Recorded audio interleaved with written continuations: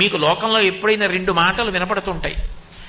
ఎంత ప్రమాదకరమైన విషయమైనా కానివ్వండి, ఇంత పెద్ద కష్టం వచ్చిందండి అన్నారనుకోండి, రుద్రాభిషేకం చేయించండి, సుందరకాండ పారాయణ చేయండి, చండీ హోమం చేయించుకోండి, ఇవి చెప్తుంటారు.